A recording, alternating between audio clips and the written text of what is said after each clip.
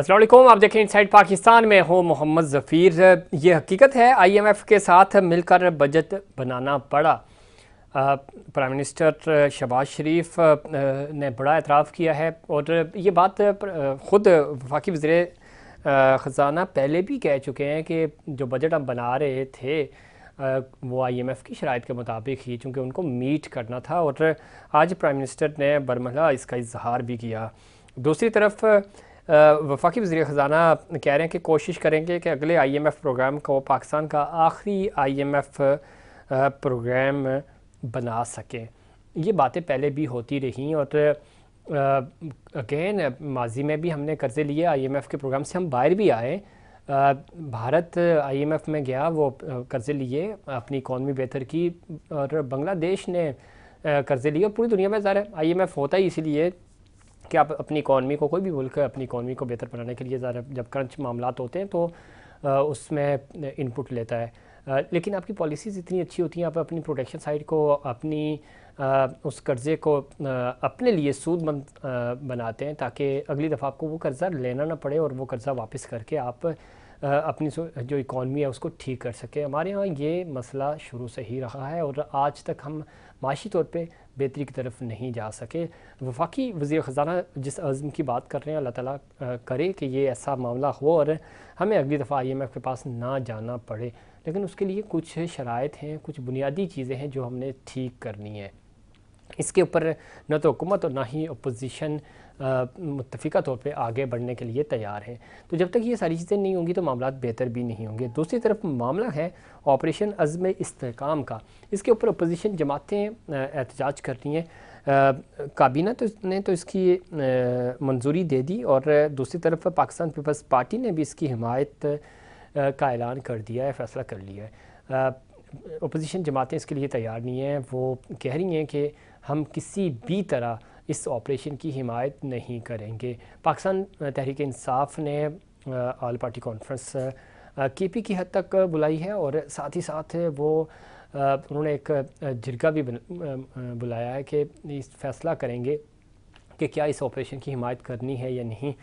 Confusion कहाँ पैदा हुई और क्यों कर इसकी ज़रूरत पड़ी, मामला ठीक तरह से हैंडल नहीं हो सका। हुकूमत, वफाकी हुकूमत की जब हम बात करते हैं तो वो इसकी ओनरशिप उस तरह क्यों नहीं ले सकी। प्रोग्राम में आगे चलकर इसके ऊपर भी बात करेंगे कि ये मामलात ख़राब क्यों होते हैं, कंट्रोवर्शियल क्यों हो जाते हैं। एक अच्छी कोशिश जो होती है वो इस तरह की बातें करके फिर अपोजिशन या जो इस तरह की जमातें, इवन पाकिस्तान पीपल्स पार्टी का भी जो तहफ़्फ़ुज़ात थे वो हुकूमत उस तरह नहीं दूर कर सकी। इस पर मज़ीद बात करेंगे। ख़वानज़ादा चढ़ान साहब ने हमें ज्वाइन किया है, सीनियर सियासतदान है, सीनियर रहनुमा है पाकिस्तान पीपल्स पार्टी के। ख़वानज़ादा साहब खुश आमदीद कहते हैं आपको शो में।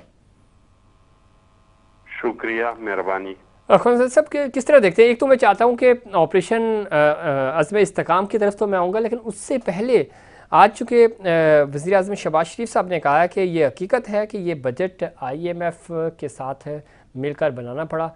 पहले भी वफाकी वज़ीर ख़जाना कह चुके हैं कि आईएमएफ की शराइत के मुताबिक ही ज़ाहिर हमने डिज़ाइन करना था, पैसे वो दे रहे हैं तो ज़ाहिर उनकी शराइत भी माननी है। आज उन्होंने बरमला इसका इजहार भी किया। दूसरी बात है, साथ ही साथ वफाकी वज़ीर ख़जाना ने कहा कि कोशिश होगी कि अगला प्रोग्राम जो है वो आखिरी प्रोग्राम साबित हो सके। इसके ऊपर आप हमेशा जब भी हमारे प्रोग्राम में आते हैं तो ये बात करते हैं कि ज़ाहिर है, और इंट्रो शायद आप सुन पाए या नहीं, कि बांग्लादेश ने आईएमएफ में गया, पाकिस्तान आईएमएफ से बाहर आ गया था माजी में, तो कर्ज़ा ज़ाहिर लिया जाता है ताकि आप अपने पाँव पे खड़े हो सकें। आप समझते हैं कि हमारे पास ऐसा रोड मैप है कि अगले 2-2.5 सालों में हम ये कर्ज़ा भी वापस कर दें और हम अपनी इकॉनमी इतनी अच्छी कर लें कि हम वापस आ जाएं और हमें आईएमएफ की ज़रूरत ना पड़े?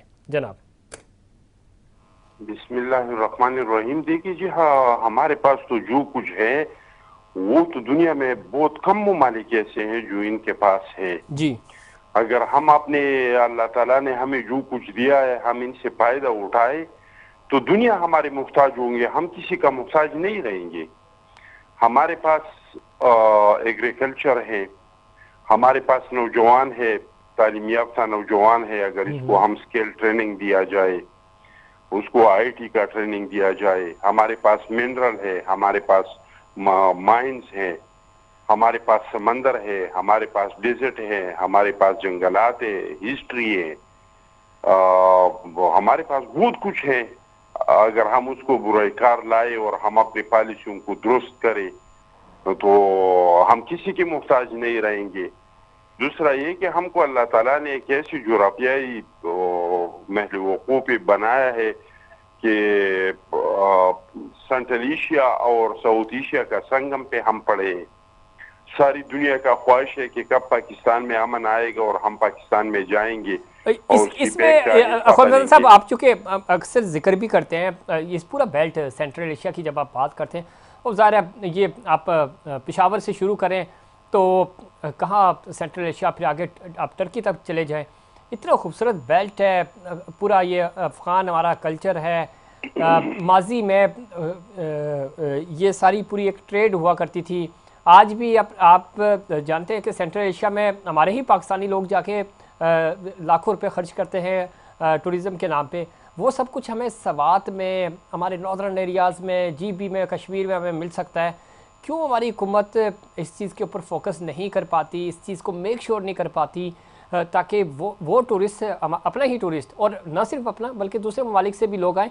श्रीलंका की मिसाल हमारे सामने है, वहाँ पे टूरिज़म के अलावा कुछ है भी नहीं, वो डिफ़ॉल्ट हो गया। डिफ़ॉल्ट होने के बाद वो संभल भी गए और सिर्फ टूरिज़म से।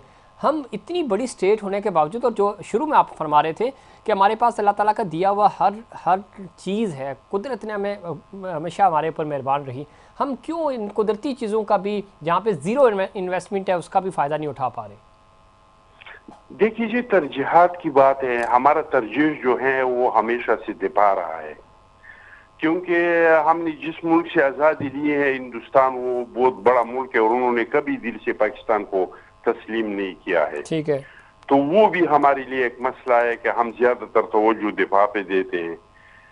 फिर इस पे सोने पे सुहाग ये कि हमारे पड़ोस में अफगानिस्तान में रशियन फोर्सेस आ गई और वो उसके बारे में कहा जाता था, इस थ्योरी के साथ कितना इसमें हकीकत था, कितना फसाना था, लेकिन लोग यही कह रहे थे कि बहाना तो अफगानिस्तान है लेकिन निशाना पाकिस्तान का गर्म पानी है रशिया का।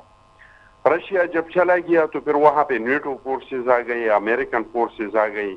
इसके बारे में भी लोग यही कह रहे थे कि बहाना तो अफगानिस्तान है लेकिन निशाना पाकिस्तान की एटमी ताकत है।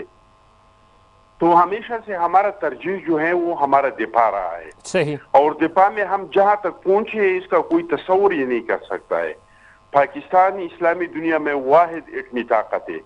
पाकिस्तान का अफवाज देख ले, पाकिस्तान का इंटेलिजेंस इदारे देख ले, अभी तो हम चांद पे भी पहुंच गए, वहां पे भी इस पूरी इस्लामी दुनिया में पाकिस्तान वाहिद मुल्क है जिन्होंने चांद पे अपना मिशन भेज दिया।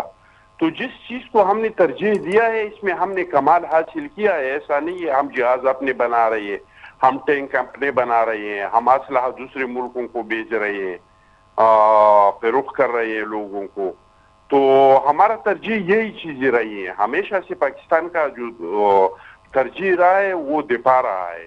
अगर हम अपना तरजीह एग्रीकल्चर को बनाए, अगर हम अपना तरजीह कारोबार को बनाए, ट्रेड को बनाए, अगर हम इंडस्ट्री को बनाए, तो पाकिस्तान में इन चीजों की कमी नहीं है। यहाँ पे कोल है, यहाँ पे गैस है, पेट्रोल है, सोना है, ठीक है। तरजीहात में जहाँ दिफा, ज़रा किसी भी मुल्क के लिए दिफा बड़ी एक इम्पॉर्टेंट लाइन होती है, उससे डिसएग्री नहीं कर सकते, लेकिन दिफा के साथ साथ ज़रा दिफा तो एक डिपार्टमेंट है, उसके लिए हमारी आर्मी बहुत ज़बरदस्त काम कर रही है, कर भी रही है। तो हुकूमतों का काम तो बाकी पॉलिसी मेकिंग है, चीज़ें हैं, वो क्यों हमारी तरजीहात में शामिल नहीं हो पाता? एग्रीकल्चर की आपने बात की, जो कि होना चाहिए था। लाइफ स्टॉक हमारे पास बहुत बेहतरीन ऑप्शन है और गांव देहातों में आप समझते हैं, आपको पता भी है, हमारी ज़्यादातर 70% आबादी आज भी गांव देहातों पे ही मुहित है।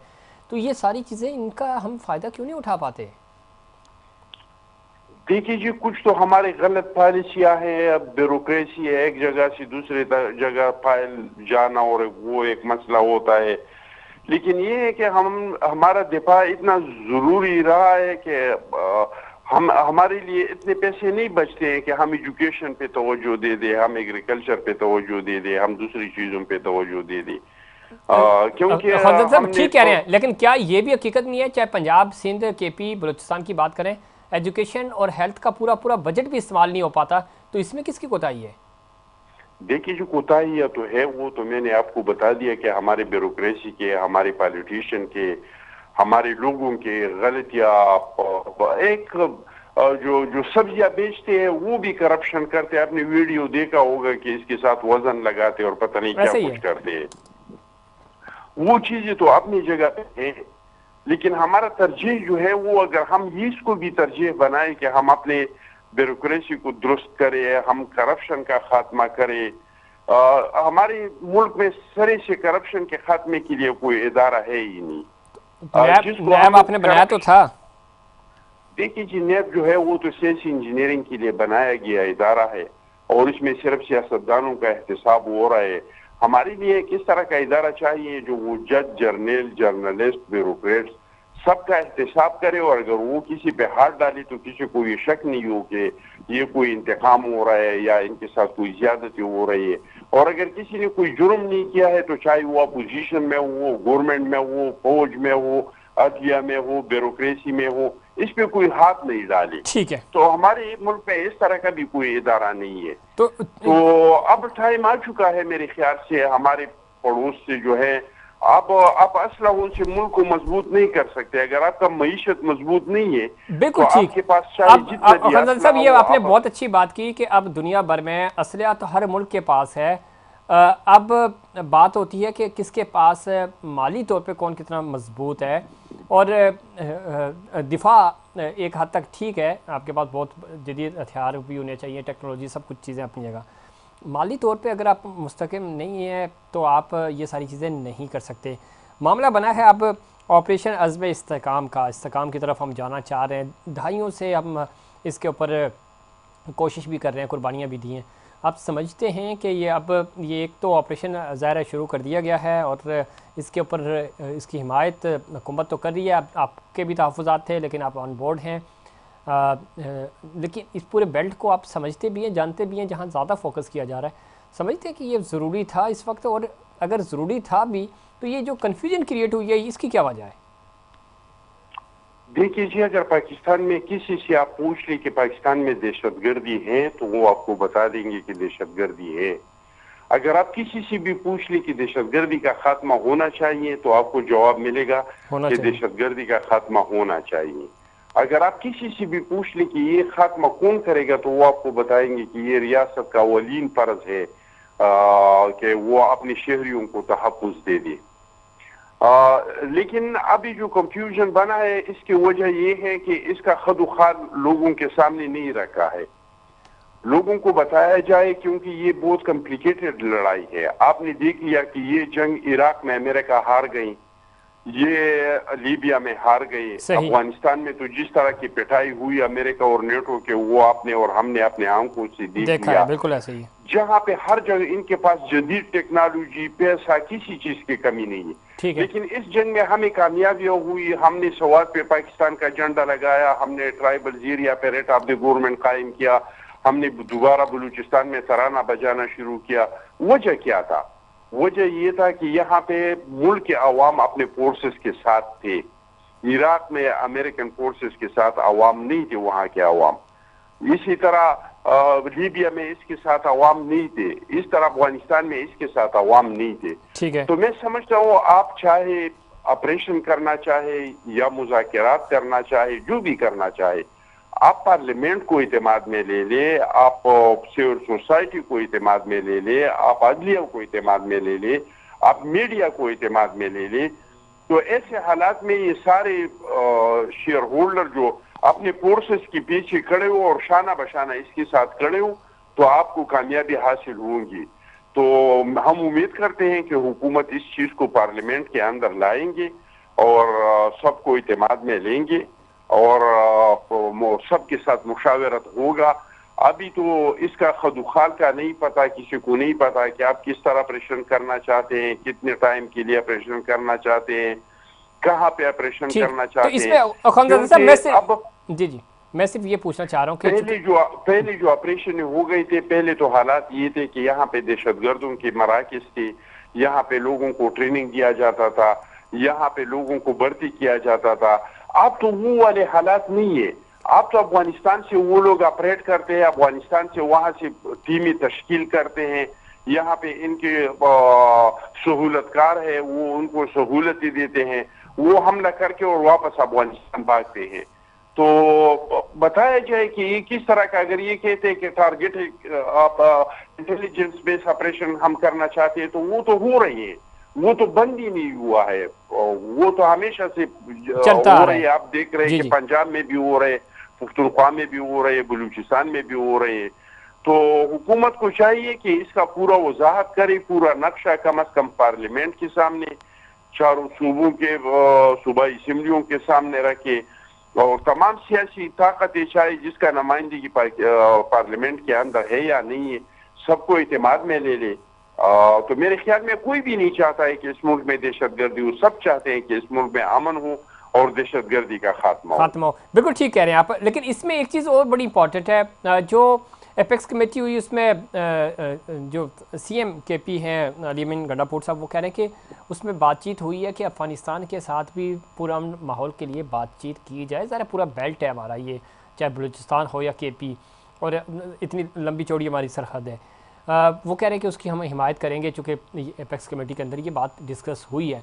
एक तरफ आप अफ़गानिस्तान के साथ बातचीत कर रहे हैं, दूसरी तरफ इस तरह का ऑपरेशन, टारगेटेड ऑपरेशन तो ज़ाहिर हम अपनी ज़मीन पे कर रहे हैं, वहाँ जाके तो नहीं कर रहे। लेकिन दहशतगर्द जिस तरह आप बता रहे थे कि वहाँ से ऑपरेट होता है, मामला सारा कंट्रोल उधर से होता है, तो ये दोनों चीज़ें आगे चलेंगी कैसे? एक तरफ हम ऑपरेशन भी कर रहे हैं और दूसरी तरफ हम बातचीत भी करना चाह रहे हैं। देखिए जी, अफगान हुकूमत तो हम खुद से कह रहे हैं कि आप अपने घर की सफाई करें। अफगानिस्तान के साथ बातचीत करना और मसला है, अपने घर को साफ करना और मसला है। अगर आपके अपने घर में इनकी सहूलतकार नहीं हो, इनके सपोर्ट करने वाले नहीं हो, तो कोई कैसे अफगानिस्तान से बंदूक उठा के और बॉर्डर क्रॉस करके इधर आएंगे और लोगों को मारेंगे और वापस जाएंगे? सही, फिर मुमकिन नहीं है। तो हमें सबसे पहले अपने घर की सफाई करना चाहिए, हम अपने घर को ठीक करें, अपने घर को दुरुस्त करें, इसके बाद दूसरों से कहे कि हमने तो अपना घर को दुरुस्त किया, आप अपने आप को दुरुस्त करें। और जहां तक अफगानिस्तान का ताल्लुक है, तो अफगानिस्तान के साथ हमारा जो पॉलिसी है वो बार बार नाकाम हो चुकी है, हर बार नाकाम हो चुकी है।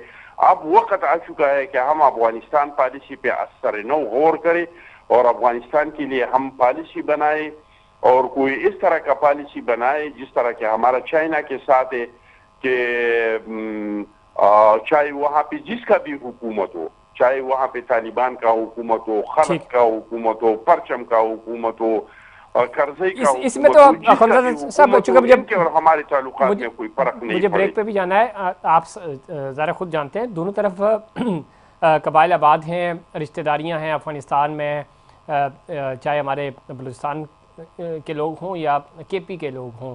तो ये चीज़ें ज़रा हम उन चीज़ों को अलग नहीं कर सकते। ठीक है, एक डिवाइड है, तो हमें एक बेहतर पॉलिसी नहीं बनानी चाहिए ताकि ये अमन अमान की और भाईचारे की जो फ़िज़ा है वो भी कायम रहे और चीज़ें भी हम ट्रेड भी कर सकें। और ये ज़रा जो बार बार आप सेंट्रल एशिया की बात करते हैं, तो ये पूरा बेल्ट है ना सर, तो इसको हम बेहतर तरीके से इस्तेमाल कर सकते हैं, बजाय मामला दहशतगर्दी की तरफ जाएँ। हम ट्रेड करें, अफ़गानिस्तान आगे बढ़े, पाकिस्तान आगे बढ़े, ये खिता डेवलप हो। बिल्कुल आप सही कह रहे हैं कि अभी हमें जंगों से निकलना चाहिए और हमें ट्रेड करना चाहिए, और ट्रेड भी अपनी रीजन में करना चाहिए। इससे हमें फायदा ये होगा कि हमें डॉलर पे ज्यादा इन्हिसार नहीं करना पड़ेगा। जिस तरह ईरान के साथ हमारा मुआहिदा हुआ है कि वो हमें गैस देंगे तो हम उसको इसके बदले गंदम देंगे। माल टू माल, जिस तरह के सिल्क रोड के जमाने में ट्रेड होता था इस रीजन में, ये सेंट्रल एशिया साउथ एशिया में सिल्क दौर में जो ट्रेड होता था, वो कोई पैसे से, सोना से, सिक्कों से नहीं होता था। वो वही कि यहाँ से बिजनेसमैन सामान उठा के वहां ले जाते थे, वो वहां पे फिरोख्त करते थे, वहां से सामान उठा के सब अगर चमन बॉर्डर पे हो सकता है या रिदीक बॉर्डर पे, ईरान की बॉर्डर पे हो सकता है, जो बॉर्डर कॉन्सेप्ट भी दिया गया, तो ये चीज़ें अगर थोड़ा सा अच्छा माहौल हो, फ्रेंडली माहौल हो, तो आप आगे भी जा सकते हैं, जाके चीज़ें सेल आउट कर सकते हैं। बिल्कुल जी, और हो रहा है, हमारा तिजारत तो हो रहा है, सेंट्रल एशिया से भी हो रहा है, अफगानिस्तान से भी हो रहा है। लेकिन अब वक्त आ चुका है कि BRI का जो मंसूबा है जी, कि इस पे अमल हो जाए। ये 3 कॉन्टिनेंटल जो है आपस में मिल जाएंगे, सिर्फ शहर नहीं है, 3 कॉन्टिनेंटल जो है ये आपस में मिल जाएंगे और ज़रा इसका पूरे खित्ते पे दोनों साइड से जमीनी ट्रेड भी होगा और इसमें समंदरी ट्रेड भी होगा, बिल्कुल ऐसे और इसमें सारी दुनिया को फायदा होगा। लेकिन इसका सबसे ज्यादा फायदा जो है वो दो ममालिक को बहुत ज्यादा होगा, एक चाइना को और दूसरा पाकिस्तान को। बहुत शुक्रिया जनाब खुदा चढ़ान साहब, प्रोग्राम में वक्त देने के लिए। बड़ी डीपली बता रहे थे पूरे खत्े में कैसे डेवलपमेंट हो सकती है, अमन अमान कैसे बहाल हो सकता है, अज़्म इस्तेकाम ऑपरेशन क्यों कर ज़रूरी है और उसके मेन हद्दोहाल क्या होने चाहिए, इसके ऊपर अवाम को और स्टेक होल्डर्स को एतमाद में लेने की ज़रूरत है। इसी के ऊपर तहफ़्फ़ुज़ात हैं पाकिस्तान तहरीक इंसाफ और अपोजिशन की दूसरी जमातों को, उस पर भी बात करेंगे, लेकिन उससे पहले कमर्शियल ब्रेक।